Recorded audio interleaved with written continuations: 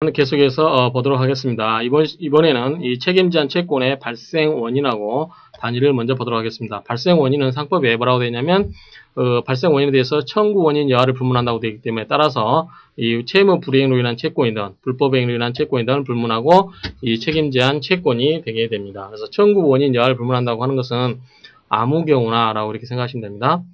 그 다음에 단위는 이제 사고죠, 사고. 그래서 어떤 한 사고가 생겼을 때 그 사고에서 일어날 수 있는 모든 손해배상의 어떤 채권, 그 채권이 한도가 그 선박의 전체 매길 수 있는 한도를 넘어설 수 없습니다. 그래서 이 사고지라고 하는 것은 책임제한 채권은 선박마다 또는 사고마다 하게 된다라고 하는 거죠. 그래서 이렇게 선박에서 가다가 첫 번째 사고가 생겼습니다. 그랬을 때 이 사고에서 100만 원어치 손해가 생겼다. 그러면 이 100만 원이 이 사고 하나에 속하거나 또는 선박 전체에 대해서 넘을 수가 없다라고 하는 거죠. 동일한 사고에서 발생한 모든 채권에 대한 선박 소유자 등의 책임 한도액은 선박마다 동일한 사고에서 생긴 각 책임 한도액에 대응하는 선박 소유자에 대한 모든 채권에 미치게 된다. 방금 설명드렸고요.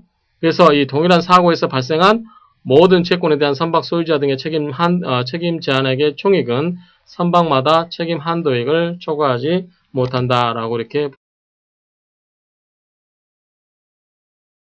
보시면 됩니다. 자, 이번에는 해난 구조의 책임 한도액은 사고마다 구조선 단위로 정하여지나 구조활동을 선박에 의하지 않고 하거나 피구조선에만 한 구조자에 관해서는 구조자 단위로 한다. 그래서 선박으로 한 경우는 선박 단위, 선박에서 하지 않고 밖에서 한 경우는 구조자 단위로 이렇게 활동을 산정을 한다 하는 거죠. 그래서 동일한 선박의 동일한 사고에서 발생한 손해라 할지라도 책임 한도액은 다시 책임 제한 채권 내용에 따라서 정해집니다. 책임 제한 채권은 세 가지로 나누어서 각각 별도의 책임 제한이 정해있는데 첫 번째가 뭐냐면 여객의 사상, 그 다음에 여객 외의 사람으로 사상으로 인한 손해에 관한 채권, 세 번째 양자를 제외한 물적 손해 채권, 이렇게 세 가지로 나눕니다. 그래서 여객 사상, 그 다음에 여객 외의 사람의 사상으로 인한 손해에 관한 채권, 그 다음에 물적 손해 채권, 이렇게 세 개로 나눠진다는 거, 이건 좀 이따 여러분들이 표로 보시게 됩니다. 다음 채권자의 책임이 제한되는 채권은 각 책임 한도액에 대해서 각 채권에게 비율로 경합한다라고 되어 있습니다. 그래서 채권자의 책임이 제한되는 채권은 각 책임 한도액에 대하여 각 채권에게 비율로 경합하게 된다.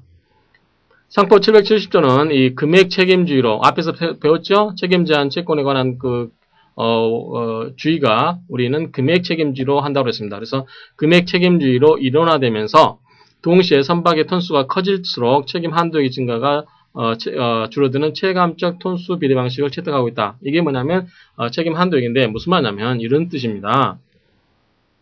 자, 요만한 배에서 사고가 생겼습니다. 100톤이라고 가정합시다. 이랬을 때 사고가 100만 원이라고 가정합시다. 그렇죠? 한도액이.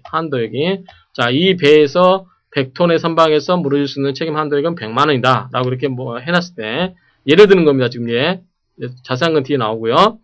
그런데 배가 좀 커졌습니다. 그럼 얘가 만약에 200톤이 됐다고 합시다.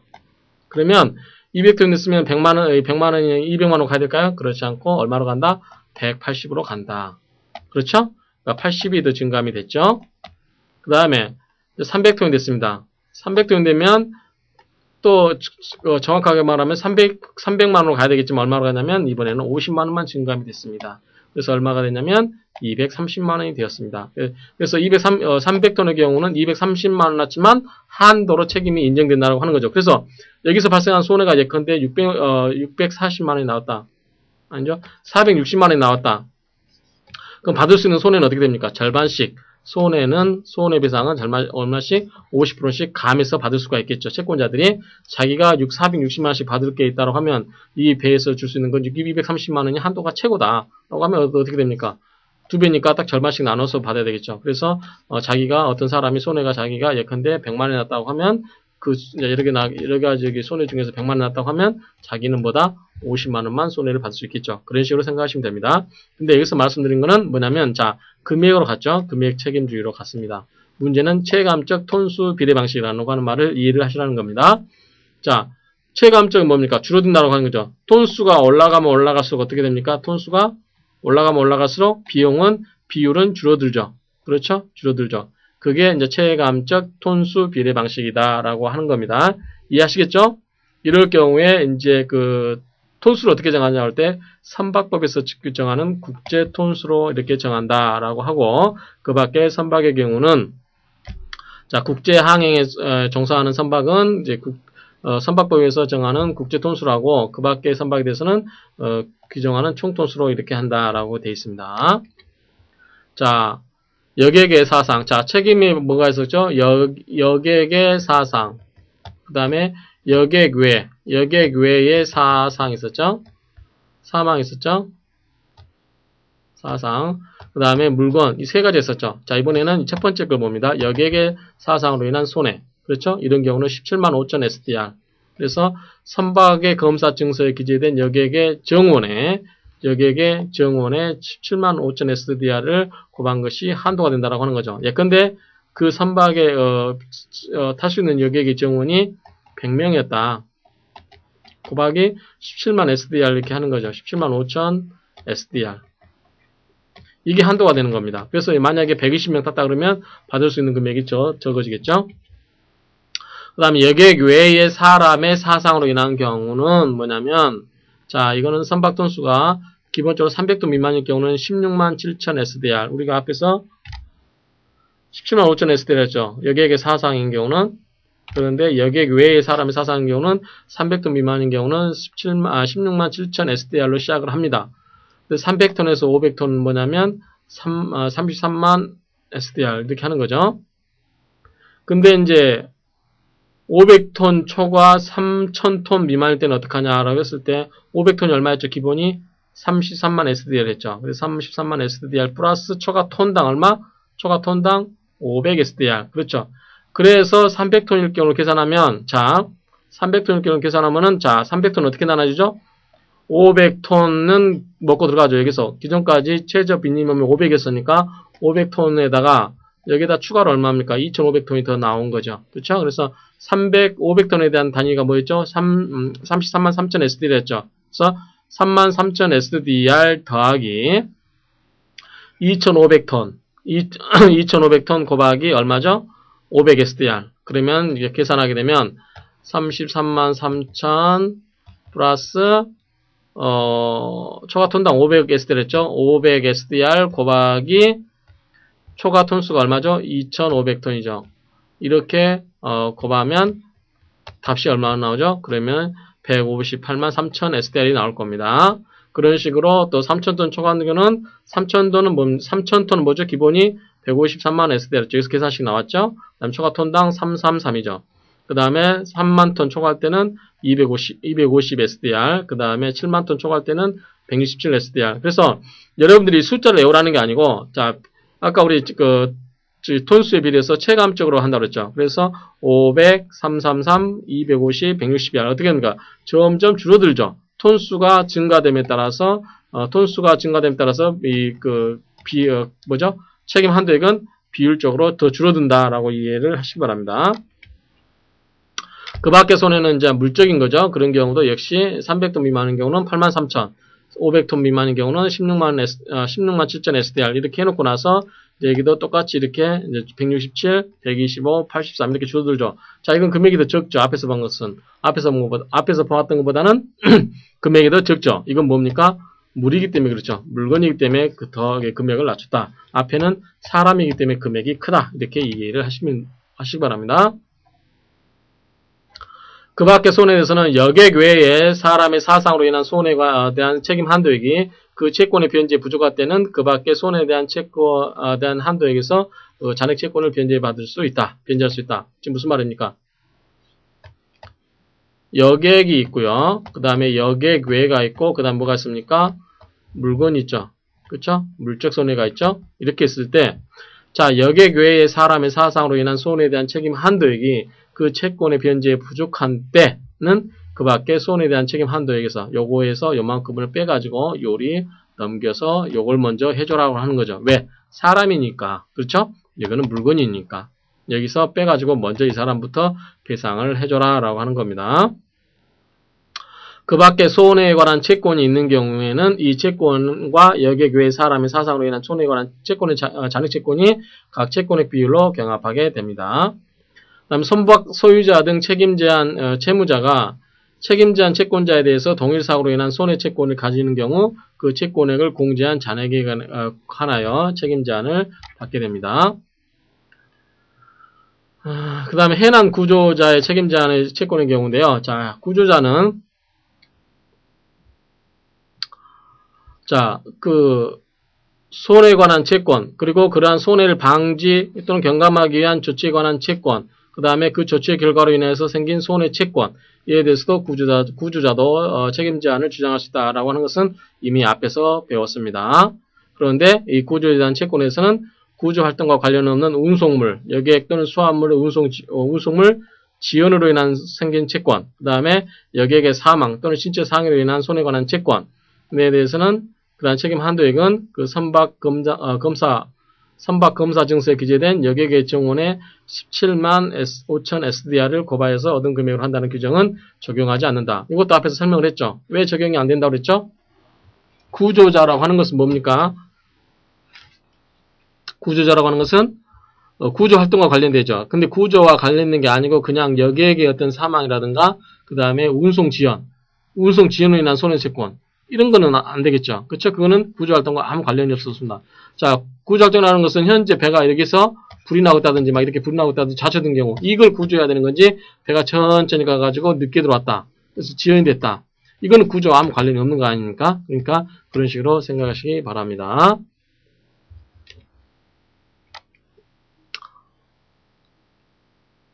그 다음에 구조자에 대한 정의 규정을 두고 있는 것은 구조자의 책임 제한에서 말하는 구조자의 개념이 해난 구조에 있어서의 구조자의 개념과 다르다는 것을 분명히 하기 위해서 1976년 국제회사 채권 책임 제한 조약과 같은 내용으로 규정하고 있는 것이다. 근데 아까 우리가 앞에서 배웠죠? 자, 구조 활동을 선박으로부터 행하지 아니하거나 그 다음에 구조를 받는 선박에서만 행한 구조자는 얼마를 1,500톤 선박에 의한 구조자로 본다라고 봤습니다. 그래서 우리가 앞에서 봤던 1,500톤이면 여기에 해당되겠죠. 그렇죠? 또 여기에 해당되겠죠. 그런 식으로 1,500톤 단위로 이렇게 해서 생각을 한다라고 하는 것은 우리가 이미 앞에서 공부를 했습니다. 좀 말들이 어렵기 때문에 좀 여러분들이 기본적인 그 내용만 좀 이해를 하시기 바랍니다. 자, 책임을 제한하고자 하는 자는 채권자로부터 책임 한도액을 초과하는 청구 금액을 명시한 서면에 의한 청구를 받은 날로부터 언제 이내 1년 이내에 어디다 법원에다가 책임 제한 절차 개시 신청을 해야 된다라고 하는 겁니다. 그렇죠? 자, 이거 뭐냐면 배가 있는데 자, 선박 소유자가 있죠. 자, 이거 어떻게 사고 생겨가지고 여기 대해서 책임이 이 배가 아까 예를 들어서 얼마였죠? 300톤이라고 하면 얼마 했었죠? 자, 여러 가지 나왔는데, 자, 이 밖에 있을 때, 이걸로 갑시다. 물건으로. 앞에 있을 때, 앞에는 16만 7천 SDR였는데, 자, 이거 대신에, 이제 물건으로 했을 때, 8만 3천이라고 가져갑시다.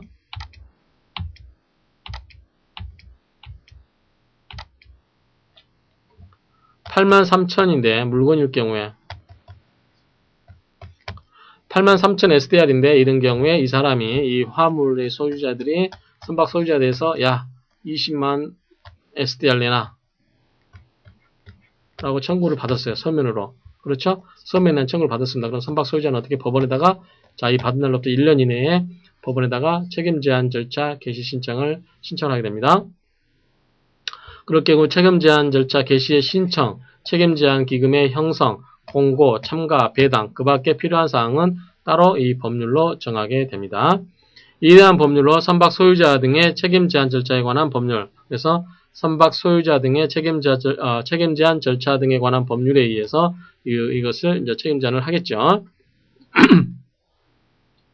그 다음에 선박 소유자 또는 기타 책임 제한 채무자의 1인이 책임 제한 절차 개시 결정을 받은 때는 책임 제한을 할 수 있는 다른 자도 이를 원용할 수가 있다. 자, 이건 무슨 말입니까? 아까 선박 소유자가 이렇게 할 수도 있고 또 누가 할 수 있다고 그랬죠? 책임 제한 주체가? 용선자도 가능하다고 그랬죠. 용선자도 가능하다고 그랬죠. 그 다음에 누구 있었죠? 선장도 가능합니다. 그 다음에 누구 있어? 회원도 가능합니다. 뭐, 그 다음에 구조자도 가능합니다. 다 이런 사람들이 뭐다? 만약에 이 사람이 이렇게 신청을 해가지고 혜택을 받았다. 이렇게 개시결정을 받았다. 법원으로부터. 그러면 이런 사람들도 전부 이 사람의 권리를 원용할 수가 있다라고 하는 거죠. 그렇죠? 만약에 이 사람들도 다 할 수 있는데 이 사람만 하고 이 사람이 별도로 하려면 별도의 재판 절차를 하라라고 하면 법원이 귀찮겠죠. 그렇기 때문에 이런 경우는 일괄해서 할 수 있도록 해놨다라고 이렇게 정리를 하시기 바랍니다.